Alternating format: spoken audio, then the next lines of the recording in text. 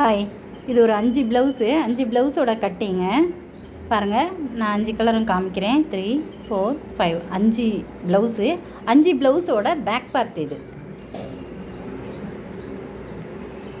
இப்போ வந்து back part முடிஞ்சு இப்போ ஃப்ரண்ட்டு கட் பண்ணுவோம். அந்த ஃப்ரண்ட்டையும் நான் உங்களுக்கு காட்டுறேன் பாருங்கள்.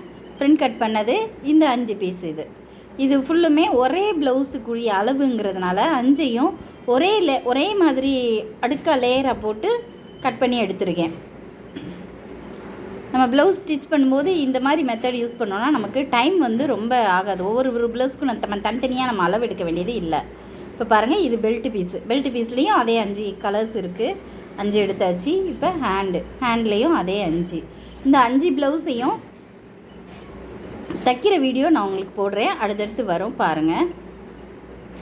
இந்த வீடியோவில் நான் ஒரு ப்ளவுஸையும் நான் உங்களுக்கு எப்படி ஸ்டிச் பண்ணுறது அப்படிங்கிறத நான் வந்து அப்படியே வீடியோவாக போடுறேன் பாருங்கள். இப்போ 5 ப்ளவுஸு, அதுக்குரிய ஃப்ரண்ட்டு, பேக்கு, பெல்ட்டு, ஹேண்ட் எல்லாம் எடுத்தாச்சு.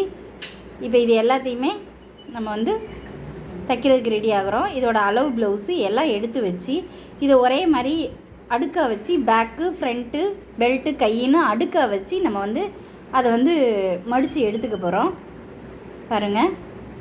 ஃப்ரண்ட்டு மேலேயே இப்போ பெல்ட் பீஸும் வைக்கிறோம். பெல்ட் பீஸ் வச்சுட்டு ஹேண்ட் பீஸையும் அப்படியே எடுத்துக்கிறோம். எடுத்து எல்லாத்தையும் வச்சு அதுக்கு எல்லாத்துக்குமே சப்ளை பீஸ் வரும். அந்த சப்ளை பீஸையுமே நம்ம வந்து ஒன்றா வச்சுக்குவோம்.